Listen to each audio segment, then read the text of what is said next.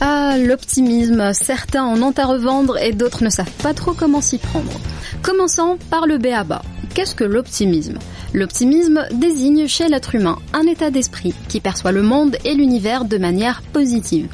Je ne suis pas allée bien loin puisque j'ai pioché cette définition sur Wikipédia. D'ailleurs, l'optimisme poussé à son paroxysme est de croire que tout ce qu'on trouve sur ce site est fiable. Mais je vous rassure, cette définition est correcte. Pour faire court, l'optimisme, c'est la positive attitude comme mode de vie.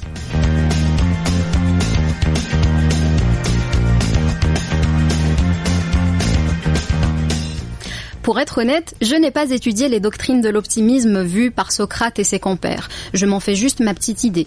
J'ai d'ailleurs un collègue qui est sidéré par mon degré d'optimisme. Bien sûr, l'idée n'est pas de vous faire un cours de philosophie, mais plutôt de vous communiquer quelques ondes positives.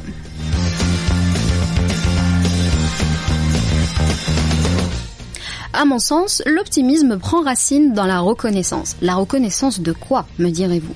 Eh bien, soyez reconnaissant d'être en vie, d'être en bonne santé. Oui. Soyez reconnaissant d'avoir une famille, un toit sur la tête et de quoi manger dans l'assiette. Soyez reconnaissant, pourquoi pas, d'être au chaud quand il fait froid à l'extérieur ou même d'être au frais quand l'été nous réserve ses plus grandes chaleurs.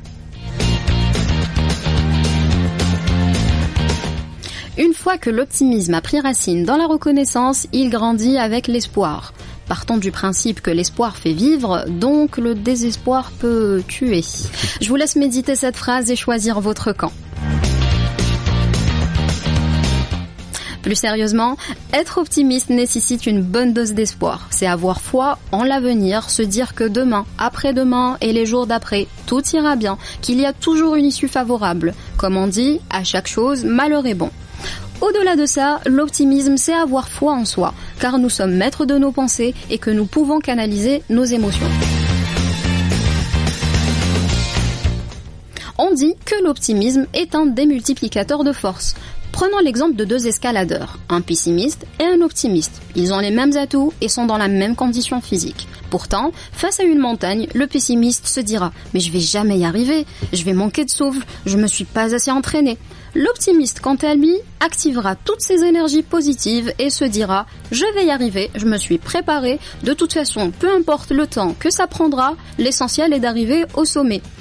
C'est ainsi que l'optimiste grimpera jusqu'en haut et saluera le pessimiste resté en bas et qui n'aura pas bougé d'un iota. Tout ça pour vous dire que c'est une question de mental et de perception. Walt Disney disait « Si vous pouvez en rêver, vous pouvez le faire ». Elle avait raison. Eh ben oui. Je vous propose à présent de faire un petit exercice ensemble. Okay. Mettez les mains au niveau de votre visage, placez votre index droit sur le côté droit de votre bouche, puis placez l'index gauche sur le côté gauche de votre bouche. C'est fait. Sans trop de pression, tirez de chaque côté, vos lèvres se serrent, donc essayez de montrer les dents, si vous en avez. Enlevez maintenant vos doigts, voilà, c'est ce qu'on appelle l'esquisse d'un sourire. Vous l'aurez compris, le sourire est vecteur d'optimisme.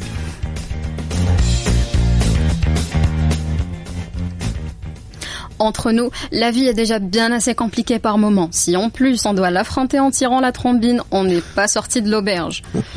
Quand je parle d'optimisme, j'aime dire que je préfère voir le verre à moitié plein plutôt qu'à moitié vide, car je préfère nourrir mes espérances que de les laisser périr.